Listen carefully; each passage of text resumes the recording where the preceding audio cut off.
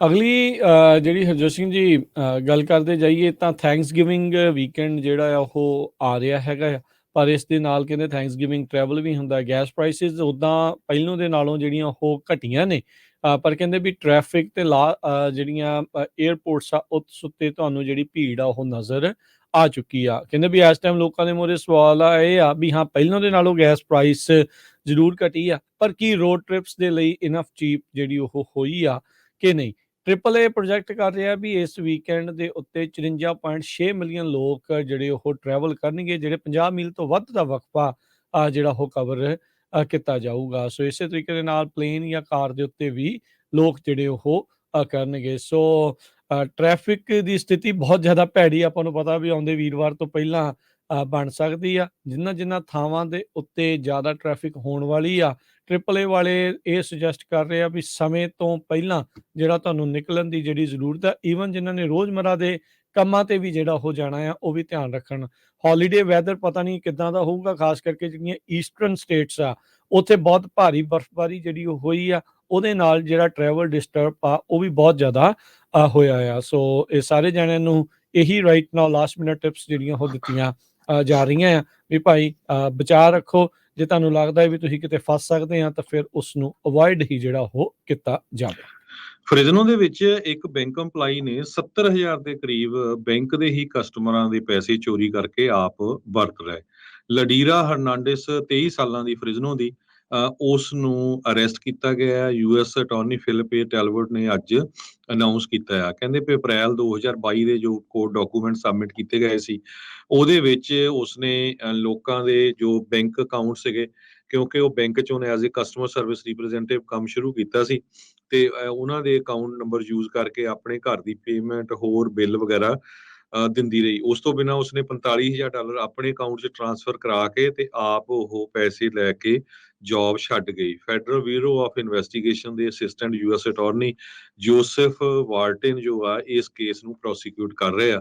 ਕਹਿੰਦੇ ਵੀ ਜੇ ਉਹ ਹਰਨਾਂਡੇਸ ਨੂੰ ਕਨਵਿਕਟ ਕੀਤਾ ਗਿਆ ਤੇ ਉਸ ਨੂੰ 10 ਸਾਲਾਂ ਦੀ ਸਜ਼ਾ ਤੇ $2.5 ਲੱਖ ਦਾ ਜੋ ਫਾਈਨ ਆ ਉਹ ਹੋਊਗਾ।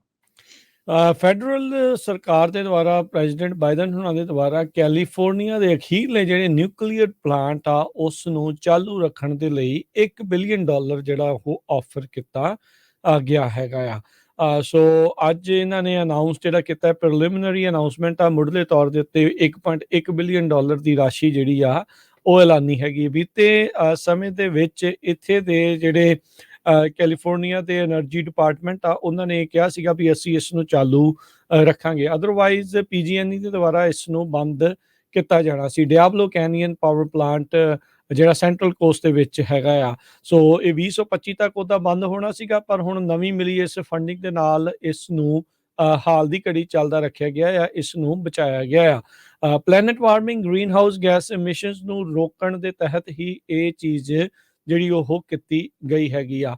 ਇਸ ਟਾਈਮ ਕੈਲੀਫੋਰਨੀਆ ਦੇ એનર્ਜੀ ਸੋਰਸਿਸ ਦੇ ਵਿੱਚ ਜਿਹੜਾ ਦੱਸਿਆ ਜਾਵੇ, ਰੀਨਿਊਏਬਲ 47%, ਨੈਚੁਰਲ ਗੈਸ ਦੇ ਨਾਲ 42%, ਨਿਊਕਲੀਅਰ 6% ਤੇ ਜਿਹੜੇ ਲਾਰਜ ਹਾਈਡਰੋ ਆ ਉਹ 3% એનર્ਜੀ ਜਿਹੜੀ ਪ੍ਰੋਡਿਊਸ ਆ ਉਹ ਕਰ ਰਹੇ ਹੈਗੇ ਆ। ਸੋ ਨਿਊਕਲੀਅਰ ਦੀ ਸ਼ਮਤਾ ਨੂੰ ਵਧਾਉਣ ਨੂੰ ਲੈ ਕੇ ਬੜੇ ਚਿਰ ਤੋਂ ਜਿਹੜੀਆਂ ਚਰਚਾਵਾਂ ਜਿਹੜੀਆਂ ਉਹ ਹਾਲ ਦੀ ਘੜੀ ਜਿਹੜੀਆਂ ਉਹ ਚੱਲ ਰਹੀਆਂ ਨੇ। ਸੋ ਹੁਣ ਦੇਖੋ ਅੱਗੇ ਕੀ ਹੁੰਦਾ ਆ। ਇਹਨਾਂ ਨੇ ਹਰਜੋਤ ਸਿੰਘ ਜੀ ਮਾਨਤਾ ਬਣਾਇਆ ਆ ਵੀ ਜਿਹੜੀਆਂ ਫੋਸਿਲ ਫਿਊਲਸ ਆ ਉਸ ਨੂੰ ਘੱਟ ਬਰਨ ਕਰਨਾ, ਗੱਡੀਆਂ ਨੂੰ ਲੈ ਕੇ ਵੀ ਉਹ ਕੀਤਾ ਆ, ਪਰ ਇਲੈਕਟ੍ਰਿਸਿਟੀ ਪ੍ਰੋਡਿਊਸ ਕਿੱਦਾਂ ਹੋਊਗੀ, ਉਨੀ ਜ਼ਿਆਦਾ ਬਿਜਲੀ ਕਿੱਦਾਂ ਉਤਪਾਦਨ ਹੋਣਾ ਆ, ਉਸ ਨੂੰ ਲੈ ਕੇ ਵੱਡੀ ਜਿਹੜੀ ਇਸ ਟਾਈਮ ਸਵਾਲ ਨੇ। ਪਰ ਹੁਣ Diablo power plant, nuclear power plant ਨੂੰ ਚਾਲੂ ਰੱਖਣ ਦੇ ਲਈ ਕੇਂਦਰ ਦੇ ਕੋਲੋਂ $1.1 ਬਿਲੀਅਨ ਮਿਲ ਸਕਦਾ ਆ।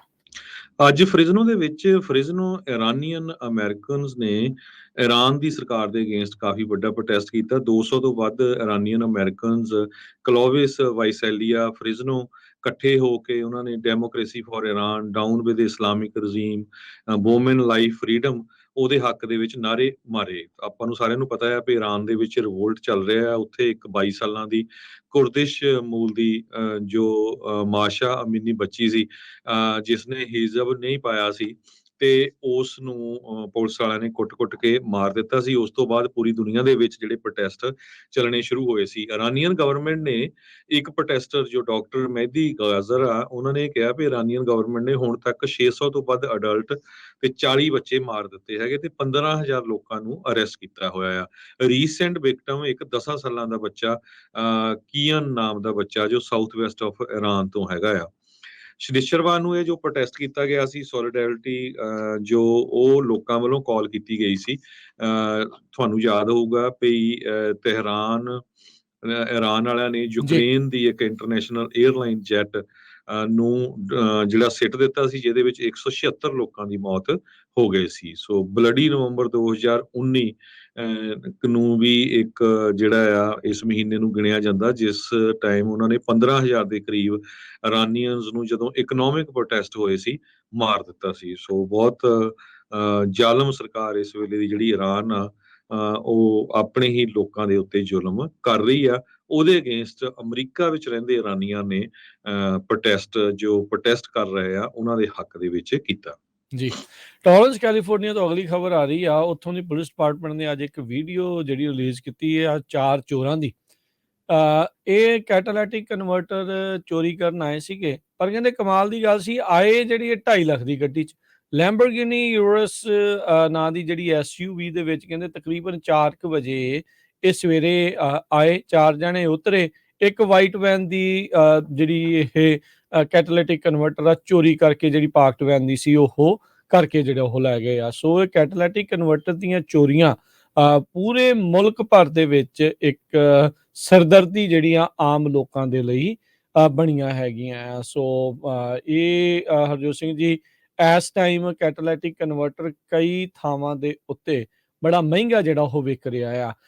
ਇਸ ਦੇ ਵਿੱਚ ਇੱਕ ਬਹੁਤ ਹੀ ਮਹਿੰਗਾ ਖਣਜ ਰੋਡੀਅਮ ਪਾਇਆ ਜਾਂਦਾ ਆ, ਜਿਹੜਾ ਕਿ $6,000 ਪਰ ਆਉਂਸ ਦੇ ਜਿਹੜੀ ਕੀਮਤ ਦੇ ਉੱਤੇ ਵਿਕਦਾ ਹੈ। ਕਹਿੰਦੇ ਵੀ ਬਹੁਤੇ ਲੋਕ ਇਸ ਦੇ ਵਿੱਚੋਂ ਇਹ ਕੱਢ ਕੇ ਵੇਚਣ ਦੀ ਕੋਸ਼ਿਸ਼ ਕਰਦੇ ਆ, ਜਾਂ ਇਸ ਨੂੰ ਦੁਬਾਰਾ ਜਿਹੜਾ ਆ ਉਹ ਵੇਚਿਆ ਜਾਂਦਾ ਹੈ ਐਜ਼ ਕੈਟਾਲਿਟਿਕ ਕਨਵਰਟਰ। ਸੋ ਹੁਣ ਜਿਹੜੀਆਂ ਗੱਡੀਆਂ ਬਣ ਰਹੀਆਂ ਆ ਨਵੀਆਂ, ਉਹ ਮੈਨੂਫੈਕਚਰਰਸ ਦੇ ਲਈ ਵੀ ਇੱਕ ਵੱਡੀ ਚੁਣੌਤੀ ਆ ਵੀ ਭਾਈ ਇਹ ਚੋਰੀਆਂ ਨੂੰ ਕਿੱਦਾਂ ਜਿਹੜਾ ਹੋਰ ਰੋਕਿਆ ਜਿਹੜਾ ਹੋ ਜਾ ਸਕਦਾ ਹੈ। ਪੁਲਿਸ ਦੇ ਹੱਥ ਇੱਕ ਹਿਸਾਬ ਦੇ ਨਾਲ ਖੜੇ ਨੇ, ਕਿਉਂਕਿ ਇਹਨਾਂ ਦੇ ਕੋਲ ਪਾਵਰ ਟੂਲਸ ਨੇ। ਕੁਛ ਹੀ ਸਕਿੰਟਾਂ ਦੇ ਵਿੱਚ ਇਹ ਚੋਰੀ ਕਰਕੇ ਕੈਟਾਲਿਟਿਕ ਕਨਵਰਟਰਸ ਦੀ ਜਿਹੜੀ ਉੱਥੋਂ ਦੌੜ ਜਾਂਦੇ ਨੇ। ਤਾਂ ਹੈਰਾਨੀ ਇਸ ਲਈ ਜਿਹੜੀ ਸਭ ਤੋਂ ਵੱਧ ਹੋ ਰਹੀ ਹੈ ਵੀ 2.5 ਲੱਖ ਦੀ ਗੱਡੀ ਦੇ ਵਿੱਚ ਇੱਕ ਕੈਟਾਲਿਟਿਕ ਕਨਵਰਟਰ ਚੋਰੀ ਕਰਨ ਦੇ ਲਈ ਆਏ।